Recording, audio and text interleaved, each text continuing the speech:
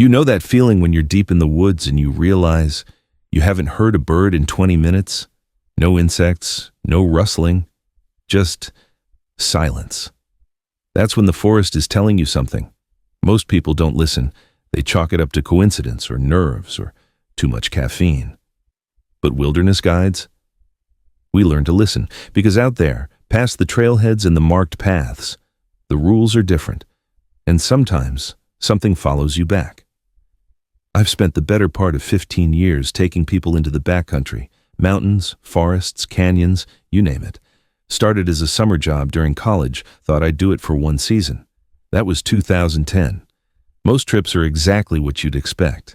Beautiful views, clean air, clients who can't believe they spent so long living in cities. I've watched grown men cry at sunrise over the Rockies, seen people have actual spiritual experiences staring at a waterfall. It's good work, honest work, but every guide I've ever met, and I mean every single one, has at least one story they don't tell clients, one experience that made them reconsider what's actually out there. This video isn't about bears or getting lost or any of the normal dangers. We train for that stuff. We know how to handle it. This is about the other things. The stuff that happens when you're 3 days from the nearest road and you see something that makes you question whether you're alone out there. These 3 stories are mine. 2 from my own experiences, 1 from a colleague I trust completely. I'm telling them because, honestly, because I think people should know. Not to scare you away from nature. Nature's not the problem, but to remind you that we're visitors out there, and we're not always the only ones on the trail. Story 1. The Fourth Hiker. This happened in October 2017, North Cascades, Washington State. I was leading a 4-day trek, 8 clients, all experienced hikers, not their first rodeo. These weren't weekend warriors. They were people who knew what they were doing. We'd been out 2 days already. Weather was perfect. Crisp fall air, leaves turning, that smell of pine and damp earth. Everyone was in good spirits. Day 3, we're hiking a ridge trail, elevation around 7,500 feet. The trail here is narrow, single file with drop-offs on one side and rock face on the other. I'm in front like always, setting pace, checking the route. Behind me, the 8 clients spread out over maybe 50 yards. Around 2 p.m. we stop for a water break. I'm doing a head count, something I do obsessively, almost compulsively. You always count your people. 1, 2, 3, 4, 5, 6, 7, 8. Everyone's there.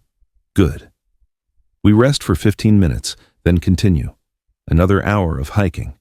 The trail starts to descend into a valley. We're going to camp near a lake at the bottom. I call for another break, do my count again. 1, 2, 3, 4, 5, 6, 7, 8, 9. I freeze. Count again, slower. 9 people. I scan the group. Everyone looks normal. Same faces I've been seeing for 3 days. Same gear, same jackets. But there are 9 people. I should mention, I know my clients. I learn their names, their quirks, what they're afraid of. Part of the job. So I start going through them mentally. Rebecca and Tom, the married couple from Portland. Check. David, the quiet guy from Austin who's training for Denali. Check. Sarah and Jennifer, best friends from Chicago. Check. Marcus, the photographer who stops every 10 minutes for shots. Check. Linda, the retired schoolteacher. Check. And Chris, the guy who won't shut up about his ultralight gear. Check. 8 people. I know all 8, but there's a 9th person standing with the group. She's maybe 30, dark hair pulled back in a ponytail, blue jacket, gray backpack. She's just there, drinking water, looking around at the scenery like everyone else. I don't recognize her. And here's the thing that made my skin crawl. None of my clients were reacting to her. They were standing in a rough circle, chatting, sharing trail mix. And she was part of the circle, like she'd always been there. I walked over, tried to keep my voice normal. Hey everyone, we good? Everyone have enough water? Various acknowledgements. Yeah, I'm good.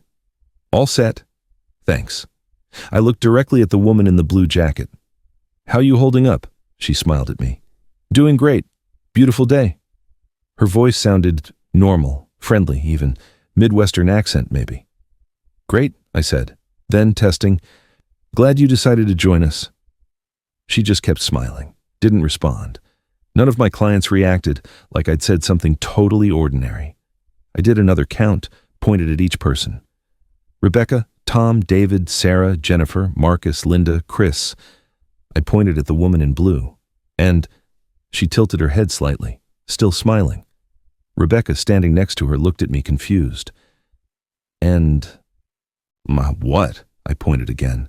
I'm just making sure I have everyone's names right. Rebecca looked where I was pointing, looked back at me. Yeah, that's everyone. We should probably get moving, right? Want to make camp before dark. She was looking right through the woman in blue. Or she was seeing someone else. I felt sweat on the back of my neck despite the cold.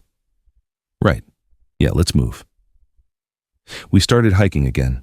I deliberately slowed down, let people pass me until I was in back. Wanted to observe.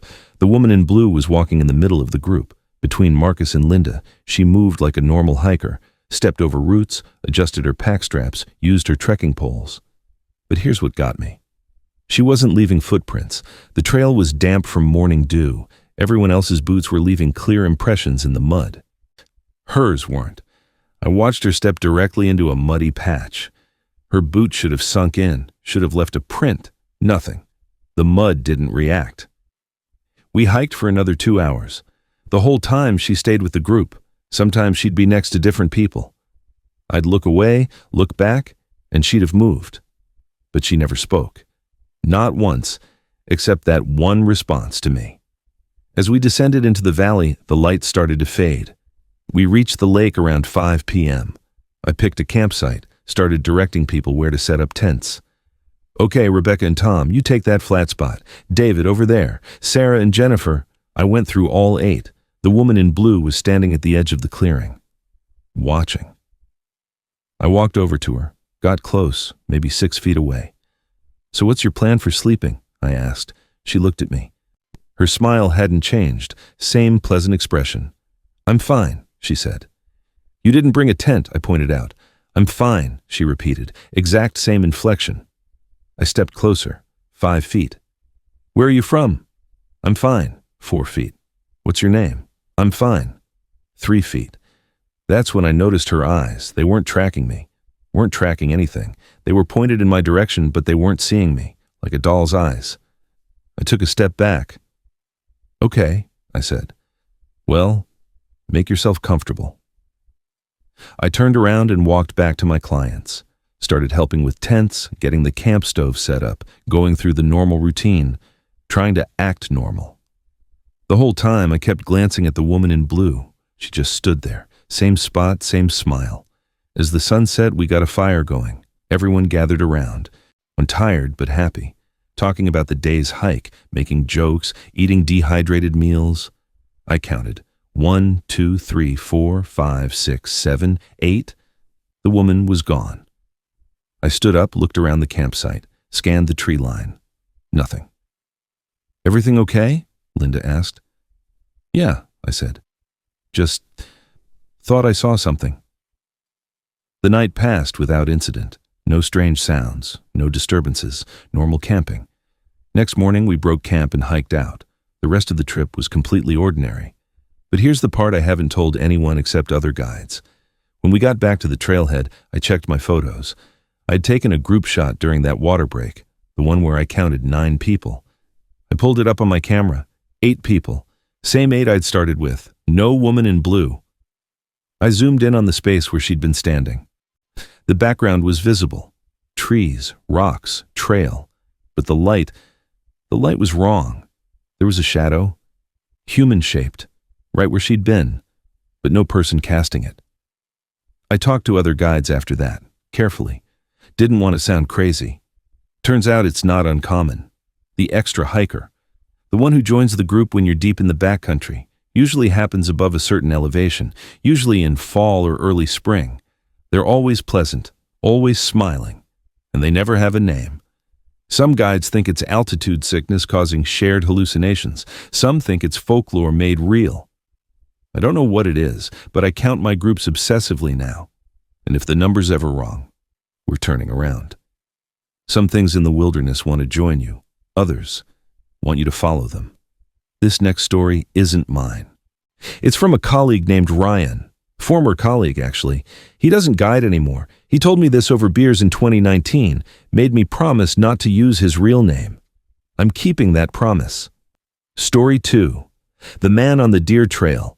Ryan worked in the Appalachians, mostly Virginia and West Virginia. He specialized in multi-day wilderness survival courses, teaching people how to navigate without GPS, find water, build shelters, real woodsman stuff.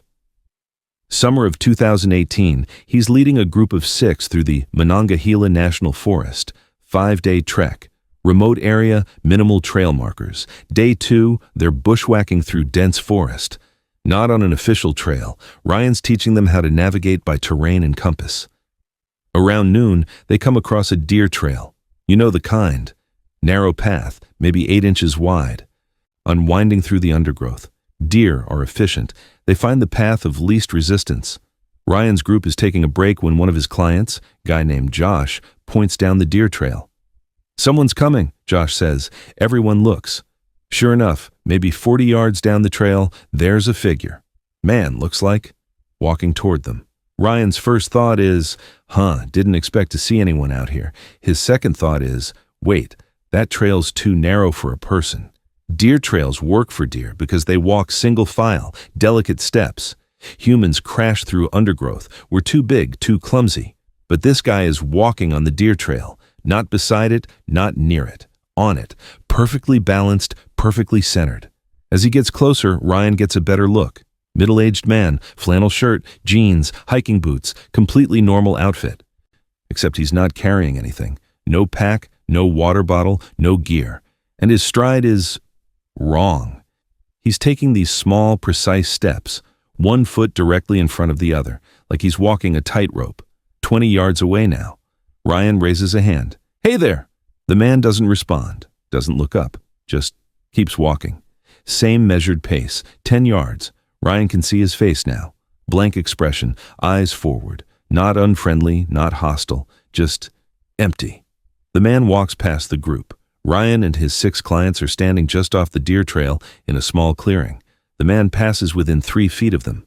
Doesn't acknowledge them, doesn't turn his head, doesn't blink, just walks past, still on that narrow trail, perfect balance. One of Ryan's clients, woman named Amanda, whispers, Should we say something?" Ryan's about to respond when he realizes something. The man isn't making any sound, no footsteps, no rustling of clothes, no breathing. He's walking through the forest in complete silence. Ryan watches him continue down the trail. 20 yards, 30, 40. Then the man stops, doesn't turn around, just stops, completely still. "Okay, that's weird," Josh mutters. They stand there. The man stands there. Nobody moves. 10 seconds pass, 20. Then the man's arm starts to rise, slowly, like he's lifting something heavy. He points, not back at Ryan's group, off to the left into the deeper forest. His arm stays extended, pointing. Ryan feels this pull. That's the only way he can describe it. An urge, an impulse. To follow where the man is pointing, to leave the group, walk into the trees. It's not a voice. It's not a command. Just this overwhelming feeling that he should go that direction, that something's there, something important.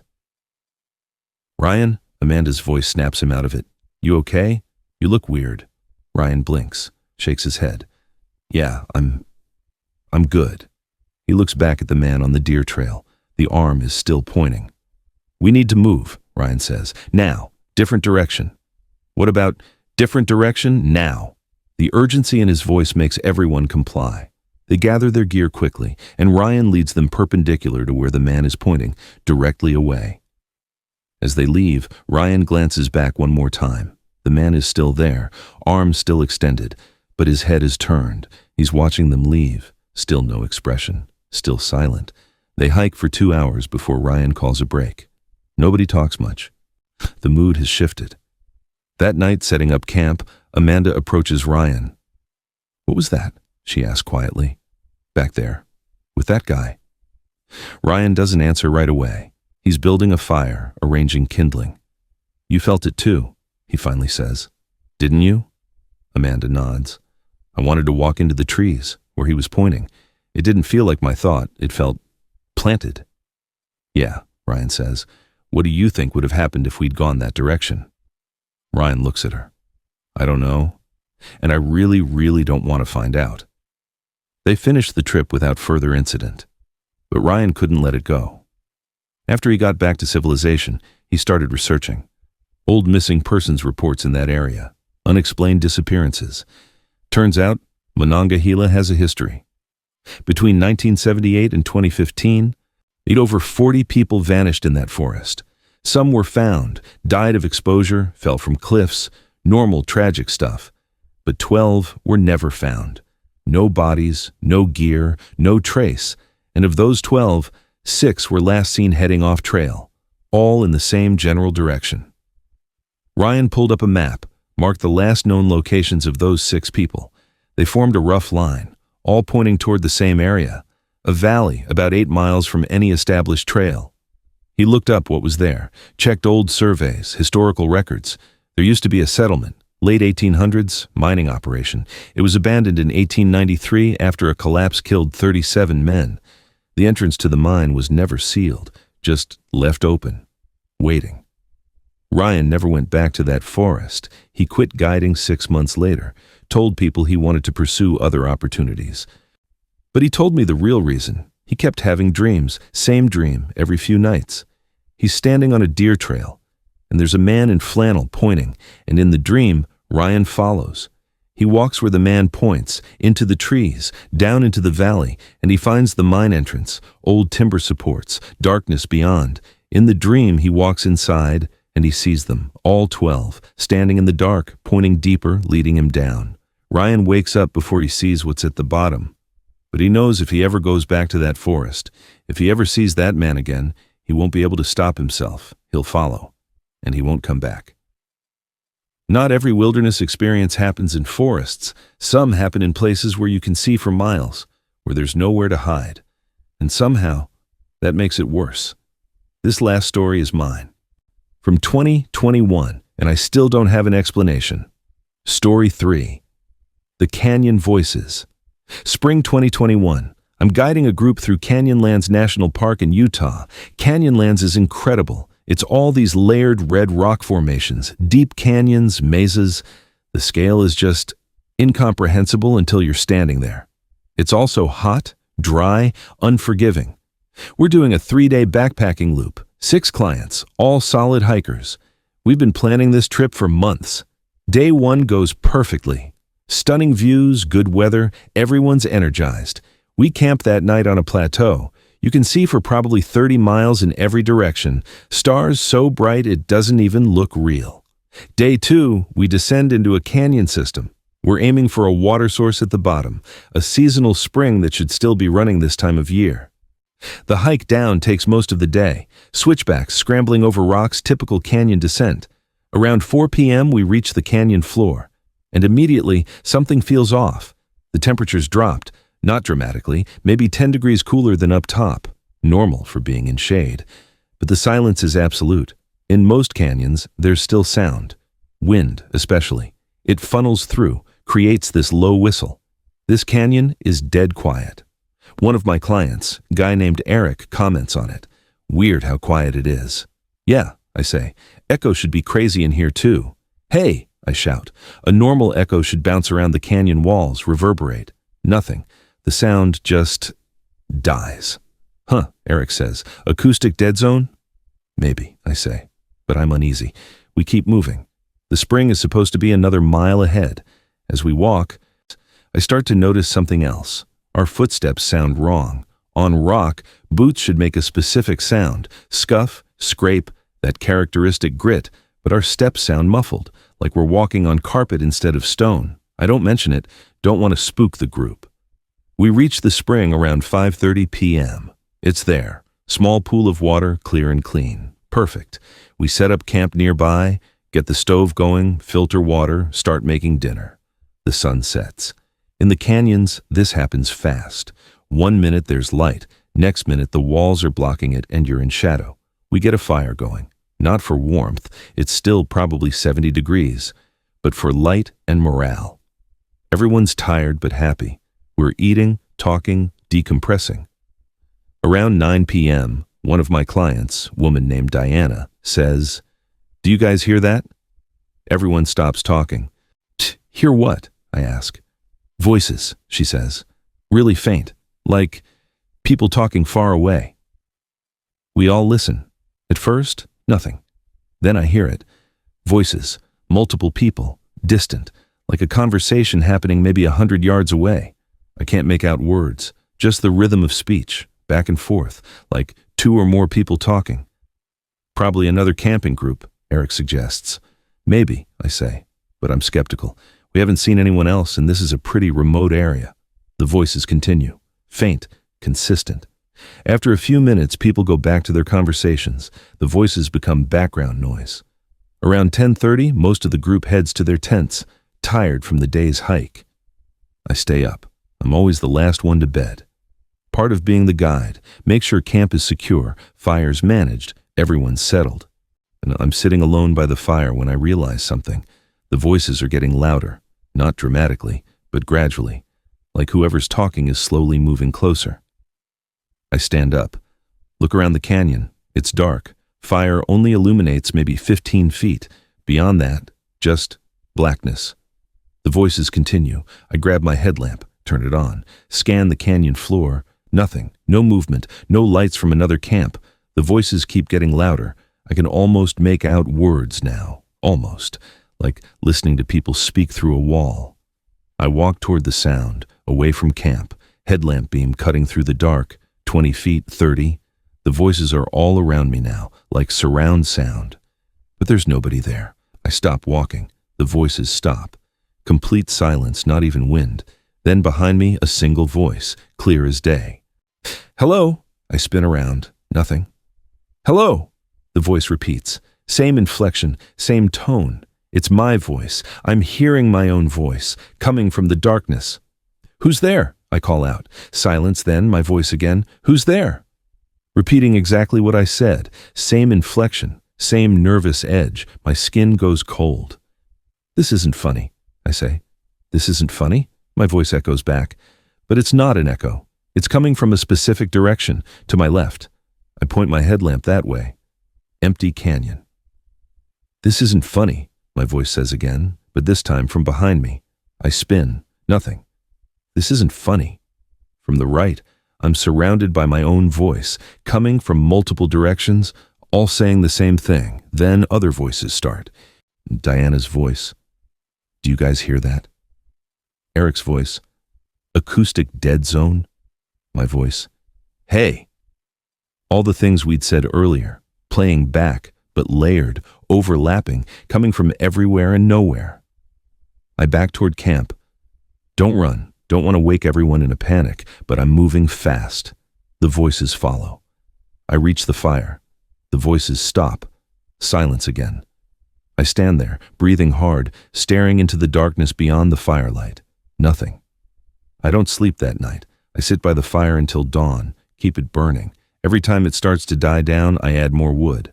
The voices don't come back. Next morning, I tell the group we need to leave early. Don't explain why. Just say I want to beat the heat. We pack up, start the hike out. As we're leaving, I look back at the campsite. On the canyon wall, maybe 50 feet up, there are petroglyphs, ancient Native American rock art. I hadn't noticed them the night before, but now, in the morning light, I can see them clearly. Figures, dozens of them, carved into the rock. They're all covering their ears. We hiked out without incident, finished the trip. Everyone had a great time. Nobody except Diana mentioned the voices, and she thought it was just another camping group. I didn't correct her. After we got back, I did some research. That canyon has a name among the local indigenous tribes. I won't say it. Doesn't feel right. But it translates roughly to where the lost speak. It's been considered a sacred site for centuries, and not the good kind of sacred, the kind you avoid. According to the stories, voices collect there. Words spoken in the canyon don't fade. They loop, echo forever. And if you listen long enough, they start to sound like people you know. I've been back to Canyonland since then. Different areas, beautiful trips, no issues. But I won't go back to that canyon, because the last voice I heard, right before dawn, was my daughter's. She was 3 at the time, lives with her mom in Seattle. I hadn't talked to her in a week, but I heard her voice in that canyon, clear as day. she said. "Daddy, where are you?" Over and over. "Daddy, where are you?" I called her the second I had cell service. She was fine, safe, playing with her toys, hadn't said my name in days according to her mom, but I heard her voice in that canyon, and I know if I go back, I'll hear it again, and I don't know if I'll be able to leave. 3 stories, 3 places, 3 things that shouldn't exist but do. The extra hiker who joins your group when you're far from help. The man on the deer trail who wants you to follow him somewhere you'll never return from. And the canyon where words don't die. I still guide. I still love the wilderness. I still think everyone should get out there and experience nature. But I'm more careful now about where I go, and I pay attention to the signs. When a place feels wrong, it usually is. When the forest goes silent, there's a reason. And when something invites you deeper, don't go. Some trails aren't meant to be followed. Some voices aren't meant to be answered. And some places are still wild in ways we don't understand. If you're a hiker, a camper, someone who loves the backcountry, this isn't meant to scare you away. Just be aware. Trust your instincts. And if you ever count your group in the numbers wrong, turn around. Stay safe out there. And remember, we're visitors in those places. We're just passing through. But some things live there, and they're not always happy to share.